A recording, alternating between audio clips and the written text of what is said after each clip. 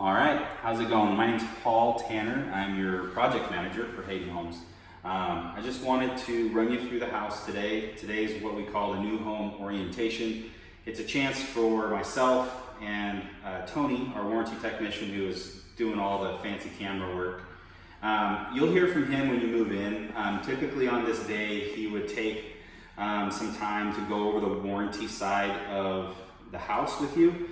However, being that it's kind of tough to do with you not here to ask questions, he's going to just set up an appointment with you after you close and move in so that he can come back to the house with you and go over the paperwork with you in person. So we won't go over that part today. Today I'm just going to walk you through the house, explain some stuff to you as we go. Obviously I can't answer questions either, I don't know what they are. However, if you have questions before closing, you can get a hold of Kelly, and Kelly will get a hold of me, and we can walk through that stuff and talk about it with you. To start out, there are a couple of small things that we still have to take care of before you close next week, at least is when I'm assuming you're closing, is we have a couple touch-ups on the metal balusters for the stairs. That's pretty standard. We didn't have the right color paint, so we didn't do them yet.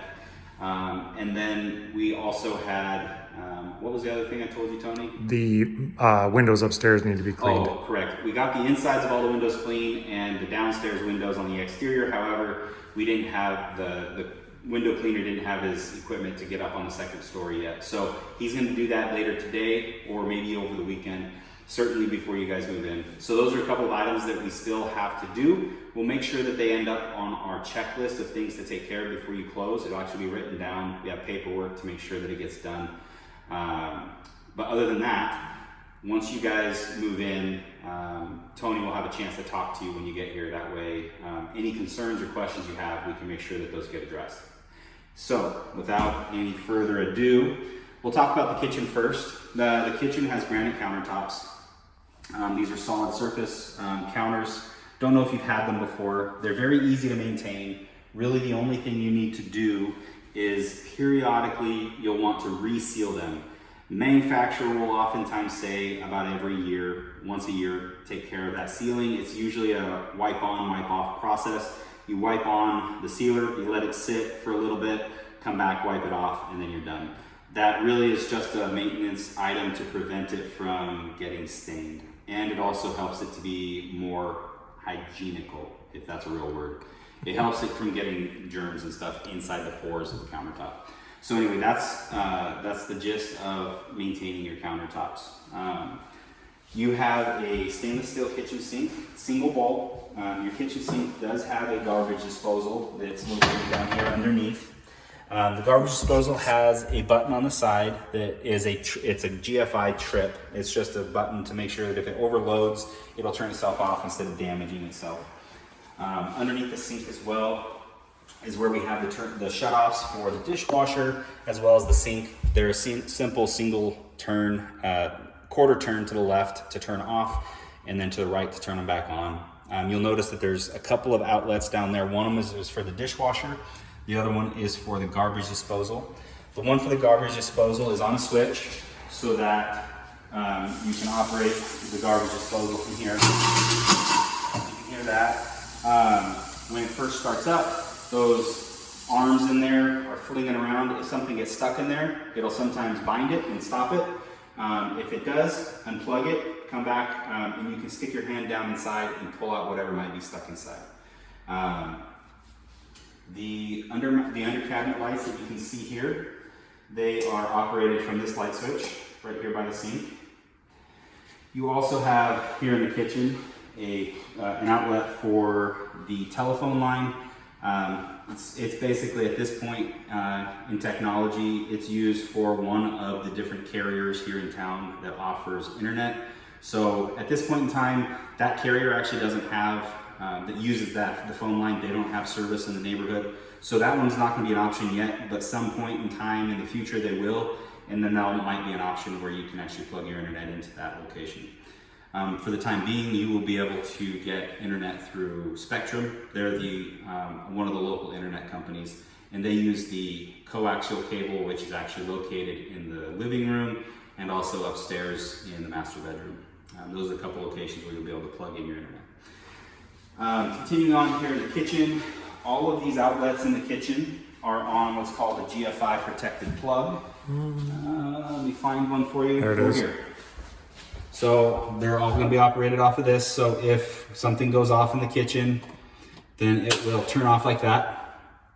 To reset it, you just push the button and it'll turn it back on. Obviously, if your cabinet lights are on, they're going to notify you of it turning off because they're going to turn off.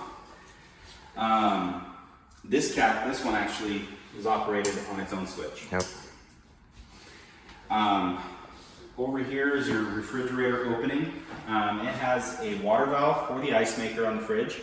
It also has a plug that is dedicated for the refrigerator so that if the other plugs in the kitchen turn off for some reason, the refrigerator will not. It'll stay on, so you don't have a problem with your food going bad. There is an outlet also in the end of the island. It's harder to see because they make the plug black so that it blends into the cabinet a little bit better. All of the cabinets in the kitchen are wood face frame, drawer faces are wood, as well as the drawers themselves are wood, and they're actually dovetailed together, which is a good strong joint. They also have soft close so they don't slam. In this drawer is where you're going to find your goodies. They're all your owner's manuals for your appliances here in the kitchen. As well, there's some sample packets that come with like your dishwasher. This is actually a thermometer that I'm going to show you when I talk about your range. I'll put it over there so I don't forget. And then this is a touch-up kit for your cabinets. It's got a little pen in there that'll help you to touch up scratches just in case they get scratched. The inside of the cabinets, however, it's not solid wood. It's what's called particle board. The particle board is got a finish on it. It's a paper finish overlay. It makes it look like wood, but it's not really. The most important thing to remember with this is that you don't want to get it wet. So when you're putting dishes away, just make sure that the dishes are dry. Underneath the sinks throughout the house, make sure that you check those periodically. Make sure that there isn't any kind of drips that are getting the cabinets wet. Almost always, the cabinets are ruined more often by cleaners that spill rather than a leak in the actual plumbing. So just keep an eye out for those things. Those are good things to look for. Other thing to think about in the kitchen and throughout the rest of the first floor here is that you have this laminate flooring. Laminate flooring is good and durable.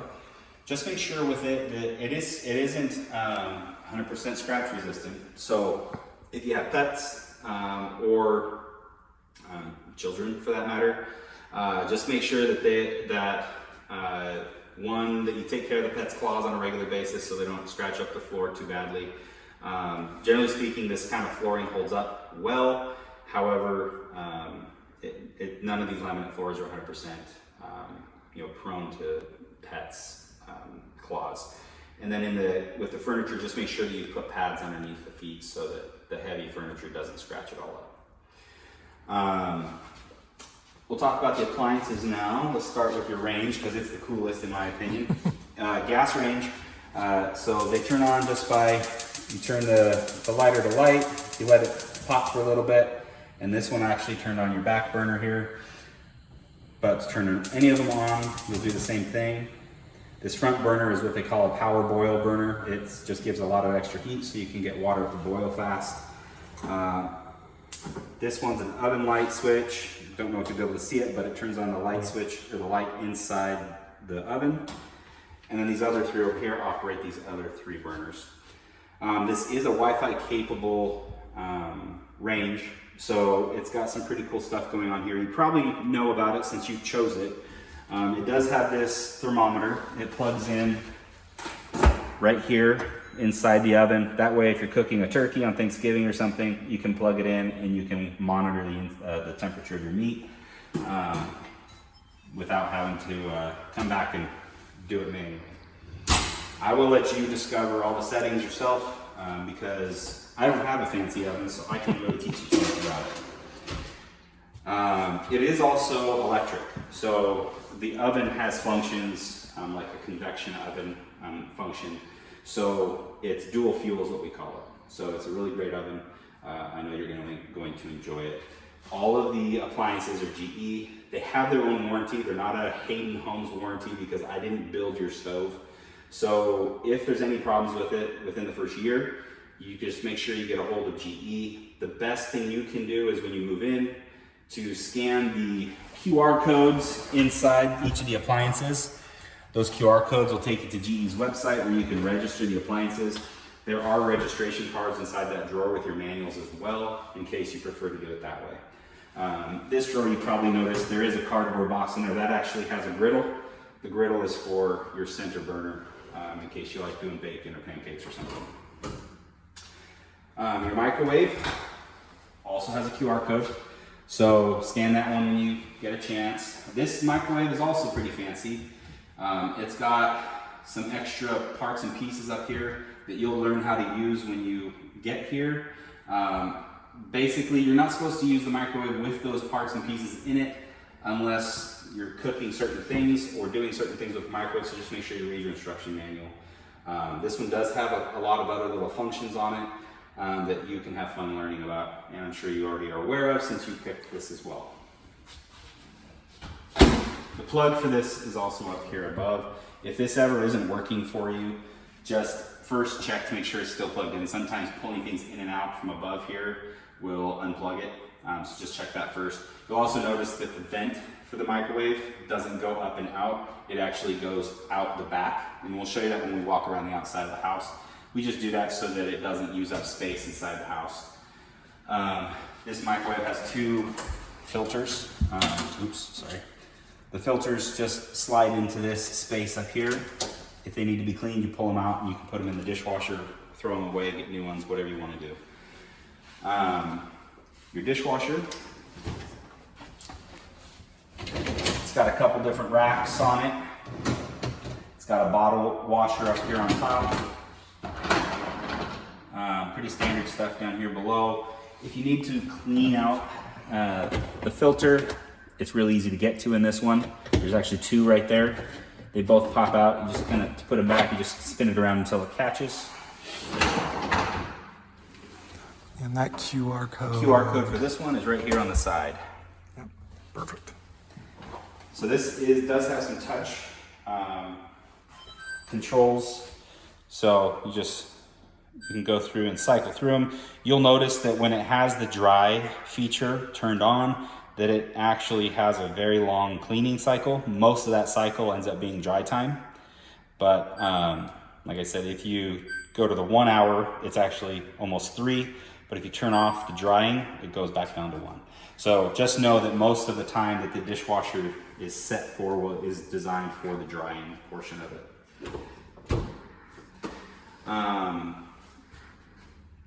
Trying to think if there's something I've forgotten here. Tony, is there something that I may have forgotten? Just on the on your water hookup here, even if it's a fridge that you've only used for a couple months, just get a new supply line for your ice maker there. Those tend to leak if you reuse them. Good point. And that'll go for your washing machine as well. So any hoses that you're connecting your appliances to the plumbing with, make sure that every single time those hoses are swapped out brand new, every time you have to disconnect them. Like Tony said, they will oftentimes leak if you don't do that. Tony also let me know that I didn't tell you much about your tile. Your tile is ceramic. It's not porous, so you don't have to worry about it staining. Your grout lines, if you do a lot of cooking, it may be something that you want to consider sealing the grout lines. They make several different types of sealers. They're again a spray-on, wipe-off type of process that can help preserve the lighter colored grout behind the stove. Generally speaking, in other places, you're not gonna have to worry about it hardly at all. And in all honesty, I don't know too many people that actually do it themselves.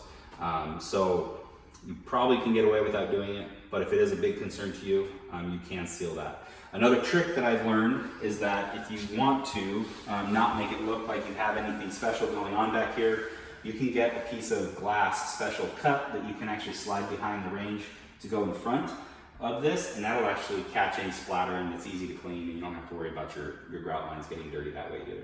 So that's another option. I've seen it a couple times. It looks pretty slick because of its transparency. The pantry, you've got a pretty cool pantry here in the corner. It has a light switch, you just reach around the corner here. It turns on the light. Lots of space up here. Tony's showing you that you got a couple of goodies in here. The box has paint touch-ups in it, so you've got every color of paint in and outside the house. Just a little bit. A pint to a quart is what's in there. If you need more, you can get a hold of Sherwin-Williams. They'll either want the lot number of the house, which is on your paperwork, or the address, and they can look up the exact colors that are in the house. So if you need more, you can get it pretty easily. The other couple things in there's a bucket full of goodies to take care of the house when you move in. The bucket has some spackle, some caulking, a caulking gun, things like that. Stuff that will help you to just maintain the house. It's a good time to talk about caulking and spackling and stuff. You know, generally speaking, caulking, which is the stuff that comes in the tubes, I don't know how familiar you are with that kind of stuff. We use it everywhere. So the joints around where the countertops meet the tile, that's a silicone caulk line, and that's the way it is in all parts of the house. There's silicone around the bases of the toilets. There's silicone around the bottoms of the tubs and the showers in the houses. There's caulking at windows. There's caulking on the siding. There's caulking of all types and sorts around the house. And that's really normal. It's used in every single house. However, it's not permanent. At some point in time, it all needs to be maintained. And usually it shows you that it needs to be maintained by cracking. So don't be surprised when you see some caulking crack. That's why we've given you some here that, in all honesty, some of that stuff will probably go bad before you ever have to use it.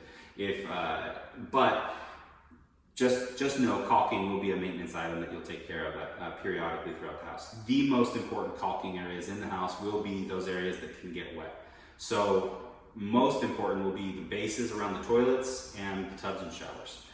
If nowhere else in the house you pay attention to the caulking, pay attention to those, because those are the places that are going to give you the biggest headache if they go unchecked. Most other places in the house, the caulking might not look as great if it's got a crack in it, but in most cases it's more for aesthetics than it is anything else. So just most importantly, pay attention to those areas around tubs and showers. Bathroom areas are most important. Moving out of the kitchen, because I think we've covered most in here. Again, anything that I missed, Tony can go over with you when he sees you when you move in. This is your dining room area. The dining room has a sliding glass door out to the back. We'll go outside once we're done inside.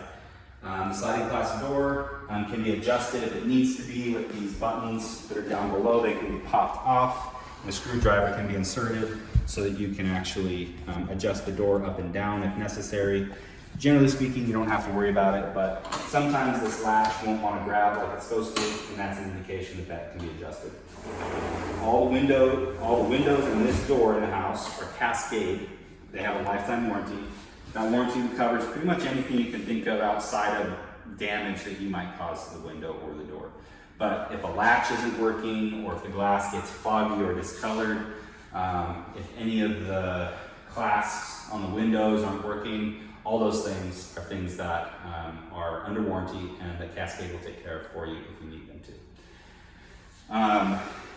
Out here, in here, we also have a GFI receptacle. It's GFI because it's so close to the garage door. These switches here, one of them operates the dining room lights, which Tony is showing you now. The other one operates the kitchen can lights. This set of switches here are actually for your pre-wired ceiling fan, which you can see is just got a plate on it right there in the middle of the ceiling. So they don't do anything right now, but it's because there's nothing on them. But as soon as you get a fan installed, these are the switches that will run the actual fan controls as well as a light if it has a light. Above the switches, you have a thermostat. The house has a dual zone heating and cooling, which means you have a thermostat upstairs as well. This one operates the temperature downstairs. Right now it's preset.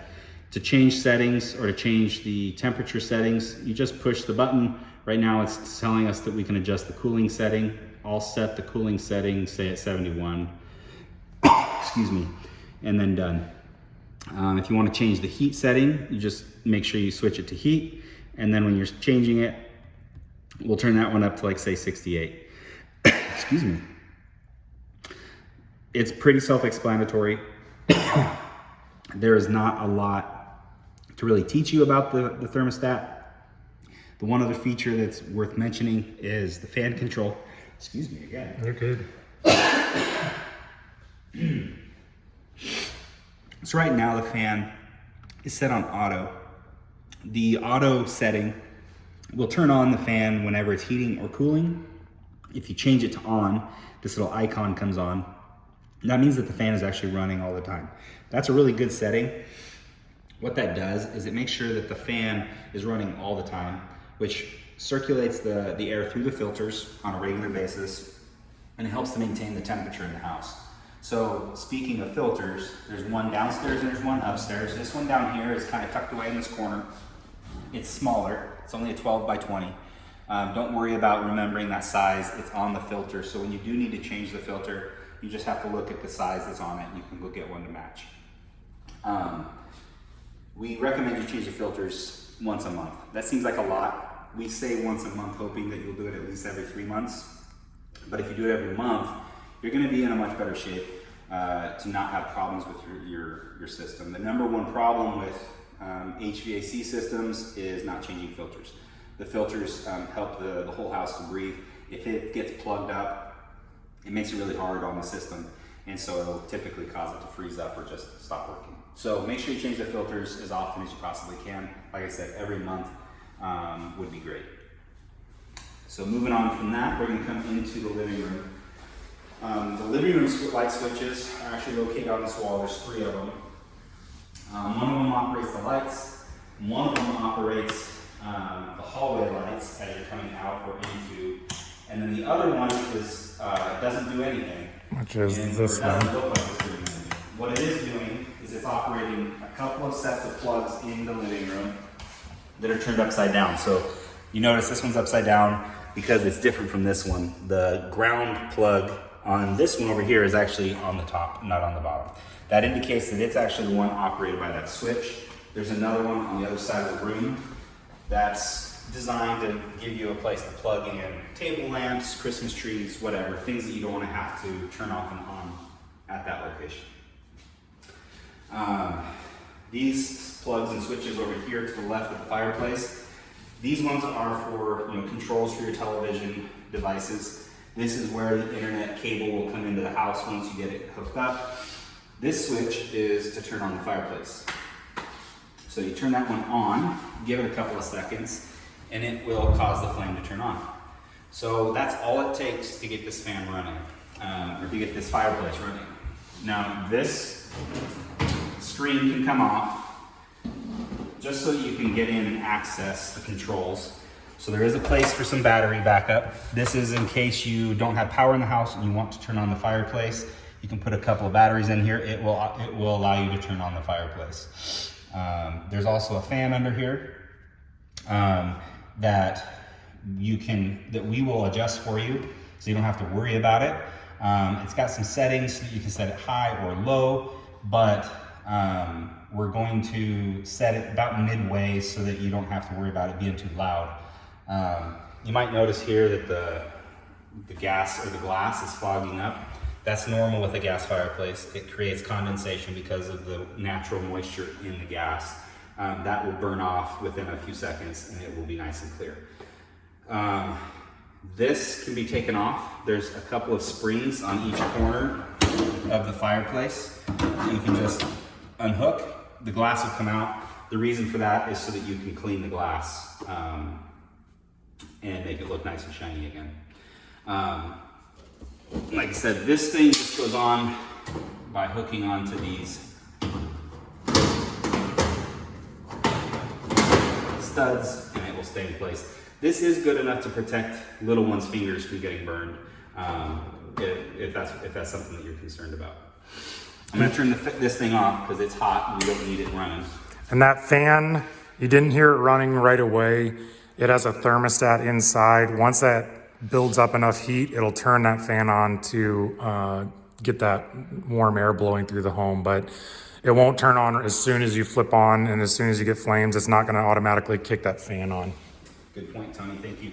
And the fan also won't turn off until the temperature on the fireplace has dropped below a certain temperature. So it's thermostatically controlled. It's nice because you only have one switch. You don't have to worry about multiple switches.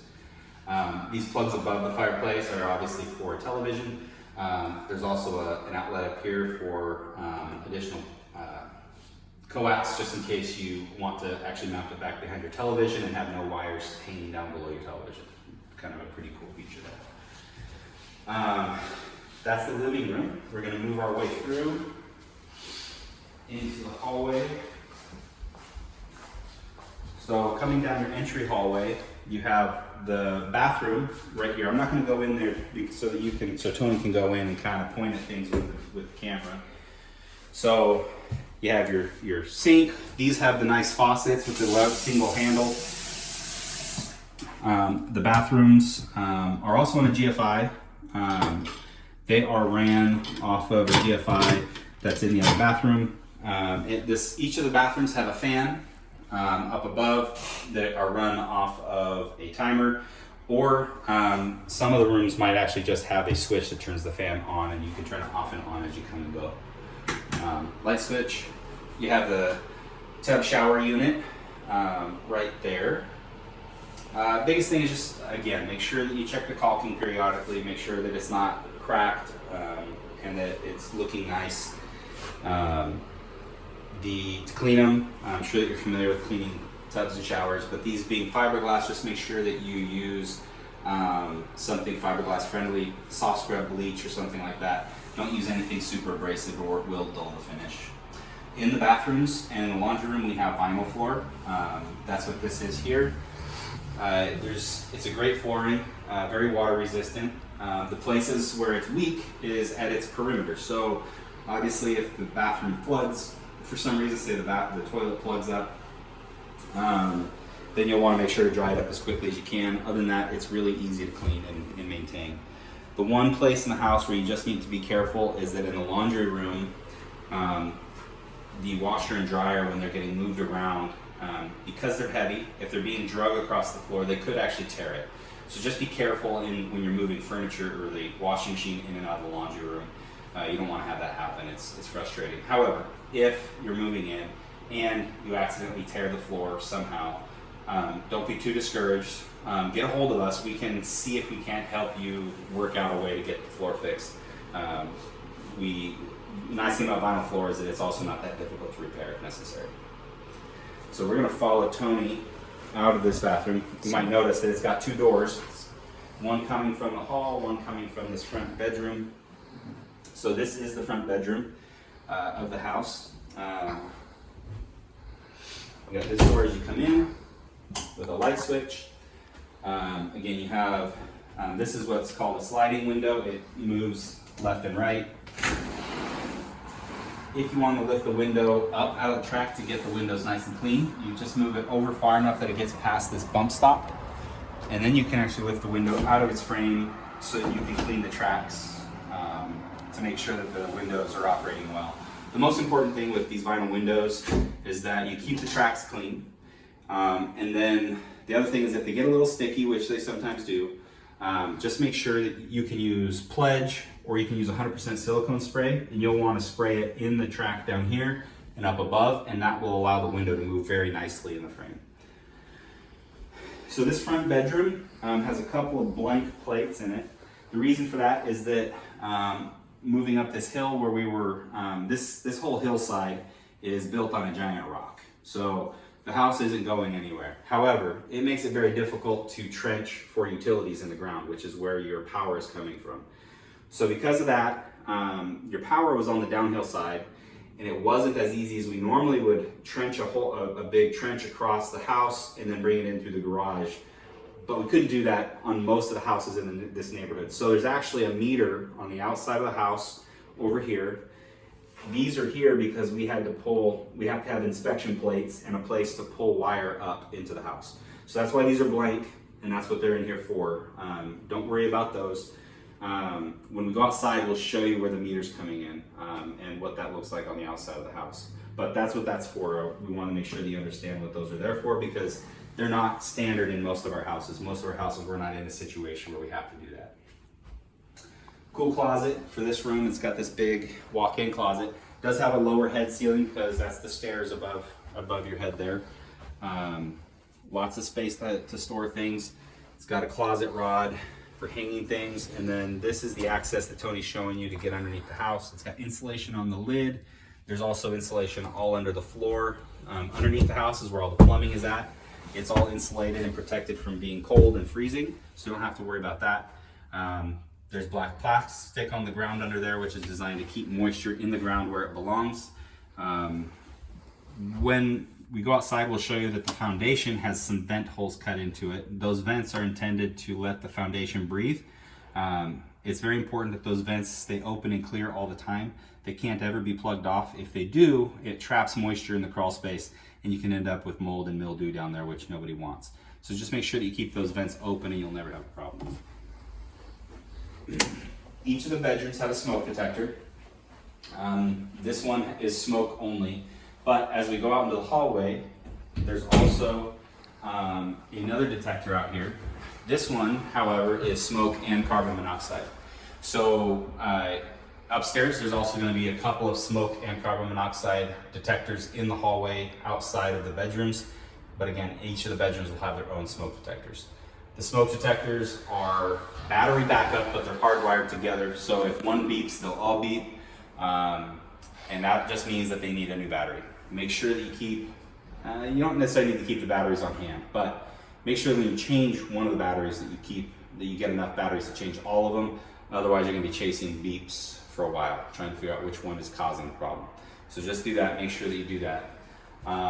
Right here above the entry closet is where you have a doorbell. This doorbell actually has a transformer that's in the attic. So if you're someone that's going to get a Ring button installed, which a lot of people do, those camera doorbell buttons, you need to know where that transformer is at because there's information on that you need to know. In this house, it's going to be up in the attic, so that you know where to look for it. Tony's going to ring it for you. Yep, sounds like a doorbell. And then these couple light switches as you come in. One operates the hallway light, the other one operates the front porch lights. As you move on in here, there is this entry closet.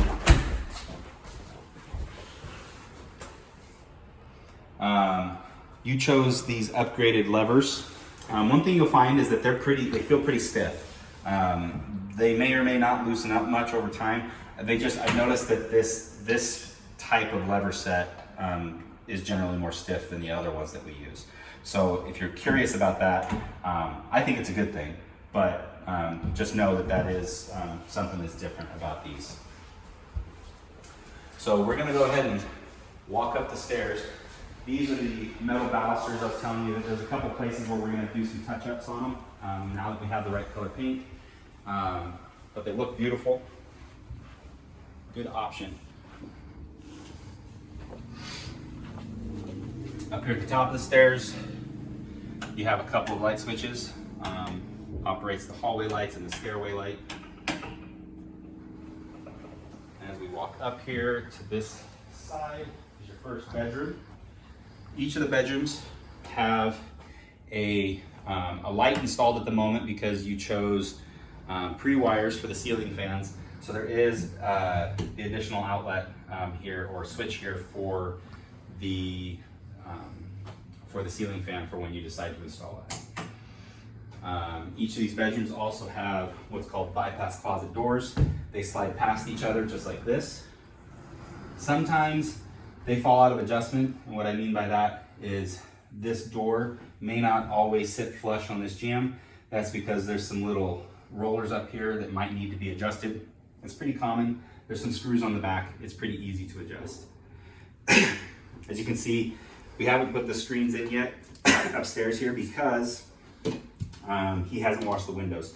As soon as he's done washing the windows, we'll put those in. He's actually here, so he'll take care of that. Carpet. Throughout the house, especially upstairs, there's carpet. Man, I don't know what's got my throat today. Carpet has seams. Most of the time it's going to be at the doorways. So if you see a string coming out of the carpet, make sure you cut it, don't pull it. It's just like a sweater, it'll unravel it. Other than that, standard carpet care is that you generally want to get it professionally cleaned at least once a year. That'll help to maintain the warranty. On any of the products in the house that that you need to, that you're curious about the warranty, things like carpet, any of the flooring, the siding, the roofing, all of those materials have warranty material on our website. So if you want to get that information and how to maintain those warranties, you can go on our website and look it up. And Tony can also get you the literature if you really need it. But like I said, generally speaking, carpet needs to be professionally cleaned at least once a year to be able to maintain its warranty. So that's something to consider if that's important to you. I mentioned downstairs that we have another thermostat upstairs. These thermostats can be run they're designed to be run independent of one another, but you can't have one set heating and one set cooling. That doesn't work that way. They both have to be doing the same job, but they can be set at different temperatures of one another. So in this case, like I said, we can adjust this temperature setting. Somebody came in and pushed it way up high. We'll take it back down to a reasonable number, let's say 72, and we'll call that good. And then somebody changed your schedule, which again, normally we just keep it on hold. You can set schedules for like bedtime and things like that. Most people prefer not to worry about that, but it is something you can do. Again, there's a manual in the drawer in the kitchen that you can look at to get the idea of how to do that. I'm gonna check your heat setting. It was set at a good one. We'll leave it where it was. And then we will turn your fan to on, and that'll just run the fan continuously. This filter is a 20 by 30. It's your big one. It's gonna do most of the filtering in the house. Again, once a month, try to change these filters at the very most every 3 months. Let's go this way. Master bedroom. Again, there's switches there, one to operate your lights, one to operate a fan. And it has a fan pre-wired, ready for you. As promised, there's also a place up here to have the internet modem up here if this is where you prefer to have it. All of these locations that have a place for wire to come out, there's actually wire coiled up in the wall ready for Spectrum to hook up their cables or their services to it. All of those wires are what we call home runs. I mean, they're uninterrupted, not spliced or anything from here all the way back to the panel where they have the conduits coming or the wires coming in. So you get the best signal possible. We don't put the little connector on the end of it just because Spectrum prefers to install their own. So when they get here, they'll pull the plate off and they'll install their own connections. So we're gonna come on into your master bathroom. So again, master bathroom, you have all the same features as the little bathroom downstairs. Again, I would just remind you to check underneath your sinks periodically. Make sure that these fittings are nice and tight. They're just hand tight, so you're just gonna wanna check them. They can possibly come loose, and you wanna check that every once in a while. Again, you have a fan right here by the shower. It's run off of a switch that's over here on the wall.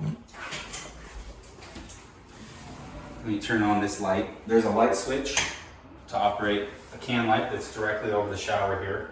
So the shower has its own door. This is another one of those areas that we want you to focus on. Make sure that this caulking stays nice. And then, as we come over here, toilet room here, it has its own fan.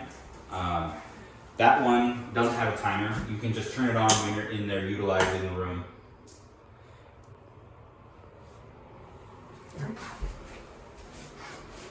And you'll notice that these ones have the raised elongated toilets in them. As you come this way, you have a soaker tub. So the soaker tub uses a lot of water, obviously. We have a special device on the water heater that will show you when we get downstairs in the garage. The device is designed to increase the demand or the water capacity of the water heater. So it helps to get this thing full. It also acts as a scald protection since this tub doesn't have one built into its its supply lines. But we'll show you that when we're down there looking at the water heater. Here you have another door, closet for linens. Again, the bypass doors. You got some shelving in there, so you have a good place to store things. As we come in here, this is your big walk-in closet. These walk-in closets have a different light in it. This one is an LED. It's low profile so that it doesn't hang down and get in the way or anything. It also is brighter, so it gives you a lot more visibility in this room that doesn't have windows. And then we will go find our way to the other bedrooms.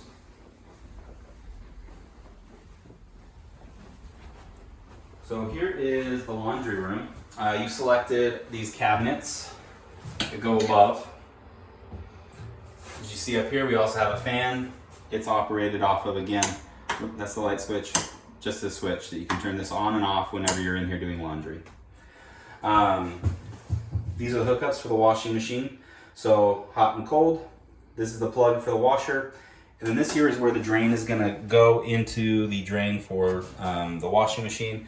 This pipe that's coming down right here is actually the drain for the air handler, furnace, and air conditioner that's in the attic. So when it's running, it's creating condensation. This is a place where we run that condensation to, so that it has a way to get out of the house.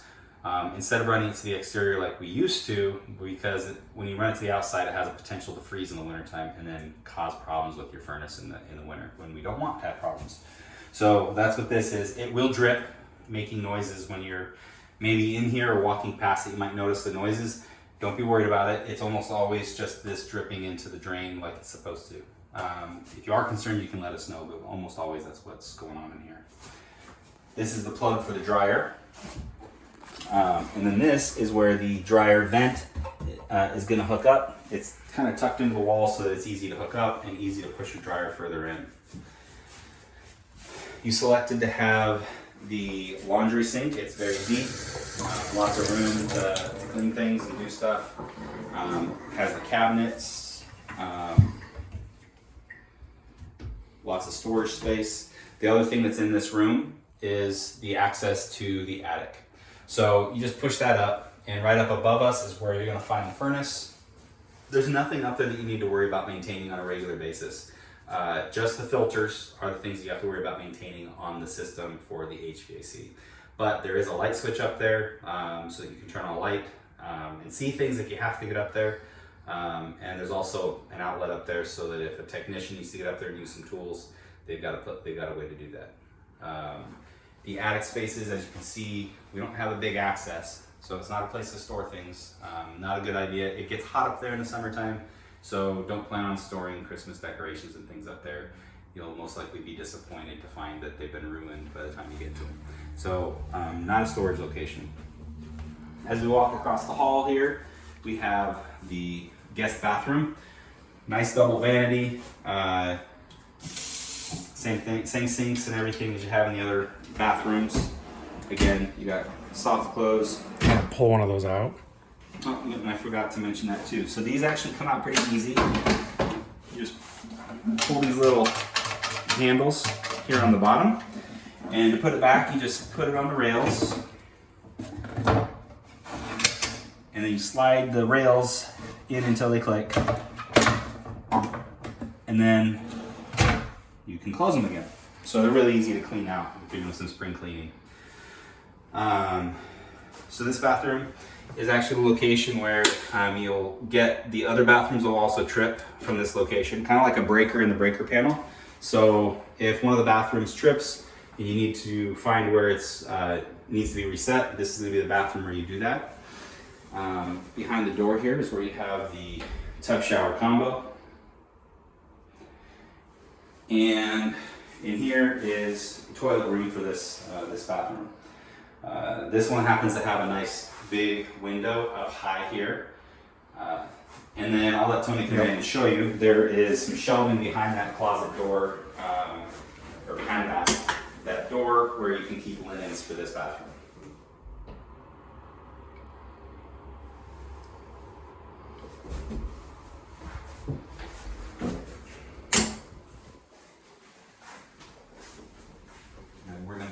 hall, again, smoke detector with carbon monoxide. And then as you come into this bedroom here, again, there's no screen. We haven't installed the screens yet. We'll put them in once the windows have been fully cleaned. Bedrooms are all going to be the same. Like I said, they have the sliding doors and plenty of locations, plenty of outlets to plug things in. And we'll check out this other bedroom.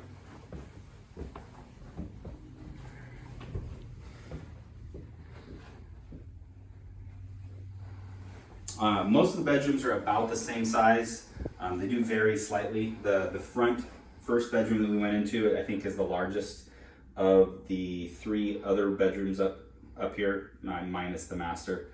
I'm sure you've already got plans. This, I believe, is one of the bigger closets out of all of them. They've got quite a bit of space actually tucked into the corners as well.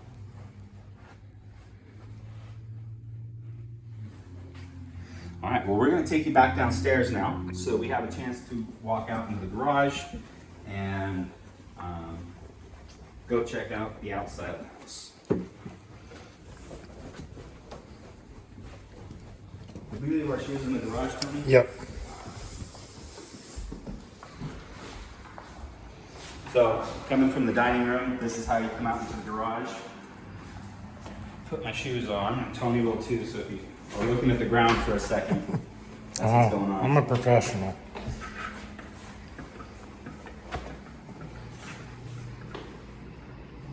All right, so up here in the garage, this is the electrical panel. So everything's labeled so that you know what it is and where it goes. We also put a paint card in here so it tells you what is what color. So you got walls and ceilings, that's the color. Doors and trim, that's the color. Exterior colors are right here. So if you need to, you can always find those colors here. You'll see that inside the garage, we don't finish off the drywall. That's normal in all of our houses. We don't do anything extra than this. This is what we call bringing it to a fire safety standard. It's just drywall with the joints taped and the screw heads covered with mud.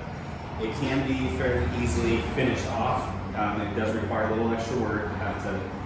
Somebody will have to recoat it and sand it and prep it to make it really nice, but some people do like to do it, but in our experience, very few people actually ever finish off their garages. Out here in the garage, the outlets are also run off of a GFI. There is an extra outlet here that you requested, a dedicated one. There's a few extra boxes of flooring here that we had as well, so we're going to leave it. Unless when you come, if you decide you don't want it, you can tell Tony and he can snag it and go store it somewhere for us, just in case we need it. Over here in the corner is where we keep the water heater. Water heater using the supply lines. It has a valve that can be turned on and off here. Now this is only the shut off for the hot water side. It doesn't turn off the hot water to the water to the entire house, just the hot water. It's there so that if the water heater needs to be maintained, it can be done so with that. This is where the controls are for the lighting of the water heater. It is a gas water heater, so this is the gas line. Has the instructions here just in case this ever turns off. Basically, you turn this to pilot, push it in, and then click this button until the status light blinks like it is now. That's telling you that it's ready to light or has been lit. This is the special valve I was telling you about that's designed to increase the capacity of the water heater. It basically takes water from the cold side of the water heater and it mixes it with water as it's coming out hot. So it tempers the water. This is called a tempering valve. Back behind it here, there, Tony was showing you, there's an Allen wrench that's used to run, to turn these, make those adjustments. Most people never ever need to. It's set at a pretty good location. I've never actually known anybody that's gone back and adjusted those. Right here is your irrigation timer. I'm actually gonna turn it back on. I turned it off yesterday because we mowed the grass in the back and I didn't want it wet. So we turn it back on. Pretty simple. I'm going to recommend that you get on YouTube and watch a YouTube video for Hunter X-Core. There's lots of videos on how to run these timers. There is a instruction manual here with it, but the short of it is you can adjust the date and time here. Start times here. Start times will turn on the irrigation and run it through all its cycles, all of its zones, and then it'll turn off. This one happens to have, at the moment, sorry, I adjusted that instead of looking at it. Right now, it has 2 set times, 2 start times. Once in the morning, once in the evening. And that's just to get the grass growing. Really, because we're coming into fall, you're gonna be able to turn the water off here fairly soon. For now, this is just used to make sure that the grass gets in the ground. This is run times. This is telling us that the first zone is running for 30 minutes and the second one is running for 25. Now that's, on your house, you have 2 zones and that's it. You have one for plants and you have one for grass. So each of those are gonna run with each of those start times and then turn off. I'm going to actually adjust these now because they don't need to be where they are at this point.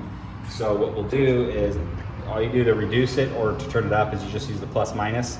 I'm gonna turn these down to 10 minutes each, and that's gonna be more than enough. So zone 2 is down to 10, and zone 1 is gonna be down at 10 as well. Whoops.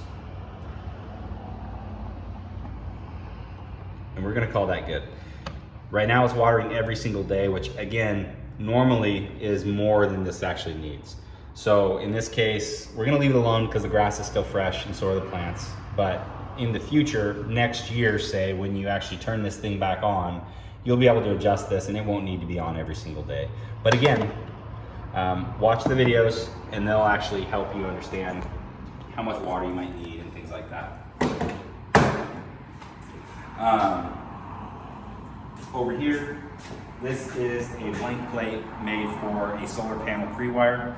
So we have to install these because of code, but that's what this one's for. Actually, no, this one's not. Sorry, this one is a, I believe it's a 220 pre-wire. I'll have to double check that. Like I said, we wired these houses a little bit different than our normal because of the requirements that we have here. Normally this would be located closer to the panel, but I will figure that out to make sure that I'm telling you the right thing there. But regardless, if it's blanked off, you don't have to worry about it. You don't have a garage door opener. That wasn't selected, so we didn't install it. However, it is pre-wired for it, so there's a plug up there to plug an opener into, and it has a plate there for hooking up the low voltage. And then on each side of the garage door, there's going to be wires for hooking up the sensors, and then there's wires coming out next to the door going into the house for a plug or for a opener. That's the garage. Oh, there are a couple of light bulbs over here. These are LEDs, simple to change, very not fancy. So as we come out, I'm going to show you some of your utility hookups. So that's the front of the house that Tony's showing you.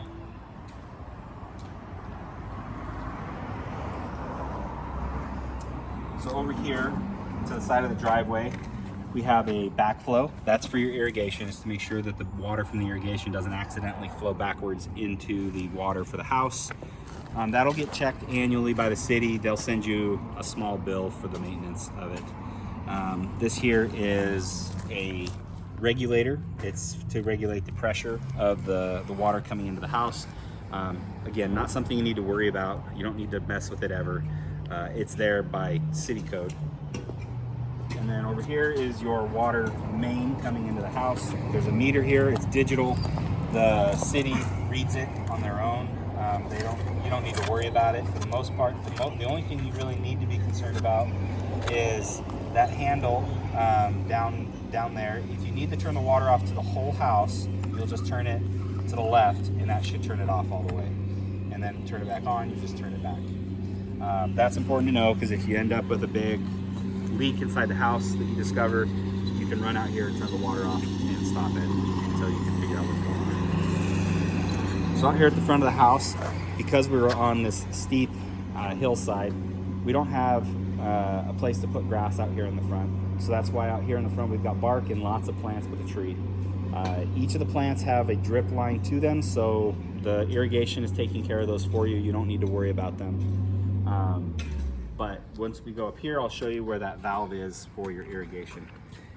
Let's head that way. Up here on the front patio, you have an electric outlet. And then right here in front of the patio is a little box with a pipe in it. That's a sewer clean out. So all the sewage coming out of the house, if it gets backed up between the street and the house, this is where that can be kind of taken care of by the plumber.